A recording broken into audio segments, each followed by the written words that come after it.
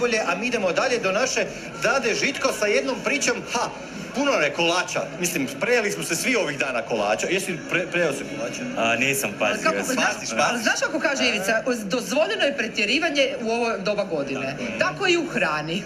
Naša Dada Žitko ima jednu prekrasnu, jednu preslasnu priču za vas. Nalazimo se na vjerojatno najslađem mjestu u Zagrebu, u Muzeju čokolade. Sa mnom je bračni par Cerovac i oni su zapravo osmislili sve ovo. Kako je došlo do ideje i otkud motivacija? Čokoladu biti vole svi, tako je volimo i mi. Imali smo prilike dosta proputovati svijetom i ići u različite muzeje čokolade gdje smo se često susreli s time da djeci nije bio toliko interesantan koliko smo mi vjerovali da bi moglo biti.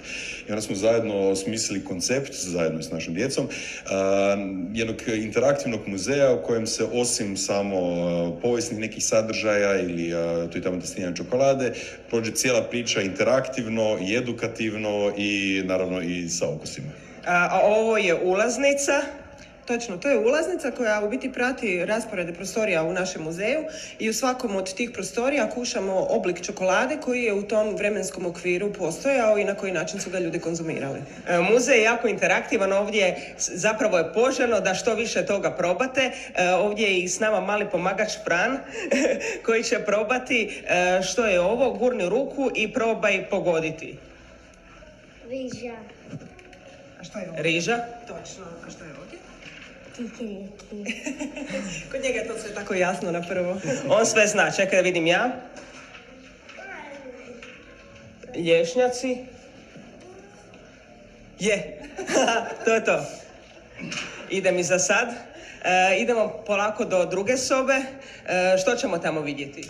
Čeka nas industrijska revolucija. Ulazimo u vrijeme kada se sa čokoladom napokon događa nešto veliko. Nakon gotovo više stoljeća čokolada poprima oblike kakve danas poznajemo jer u nju ulazi šećer na velika vrata i ona postaje proizvod za mase. Odjednom ga konzumiraju više ne samo odrasli nego i djeca.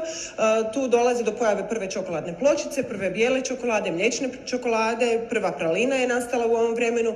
Dakle, industrijska revolucija za čokoladu napravila nešto veliko. I ajmo reći da je ovo prostorija u kojem pričamo najviše priča, onakvih priča o čokoladi koje mi danas znamo. Koji je vaš najdraži okus čokolade? Bijela, crna?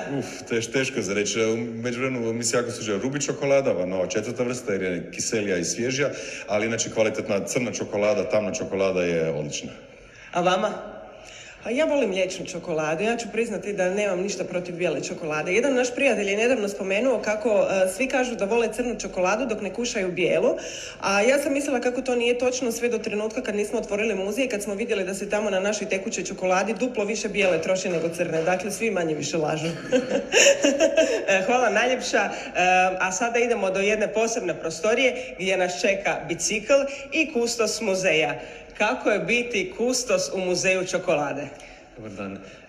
Pa, jako zanimljivo, definitivno jedno neobično iskustvo, ali ovo je i dalje muzej, tako da zapravo jako zanimljivo. Ovdje imamo jedan čudnovati bicikl na koji ću se probati popest. Nadam se da će izdržati moju težinu. Dođi sa mnom malo. O čemu se zapravo radi? Ovaj bicikl nije samo tu tek tako radi vožnje. Pa nije tek tako, iako je zapravo jako zanimljiv našim posjetiteljima radi fotografiranja. Zapravo cijela ova prostorija koja se naziva tvornica je jako slikovita i inspirirana je Willy Wonkom i tvornicom čokolade, zato što govori o 20. stoljeću i o velikim tvornicama koje su tada otvorene diljem svijeta, ali ono što je jako zanimljivo, govori o tvornicama u Hrvatskoj, pa su ovdje između ostalog istaknuti neki proizvodi koji su jako zanimljivi. Možete pogledati i čokoladu Mikado koja se nalazi tamo, što je zapravo prva čokolada sa rižom koja je izumljena 60. godina u Hrvatskoj. Dakle, mi imamo zapravo veliki doprinos čokoladi i povijesti čokolade. Hvala puno, a sada ću odjuriti u slatki svijet. Hvala našoj Dadi, ovo je bilo stvarno slasno.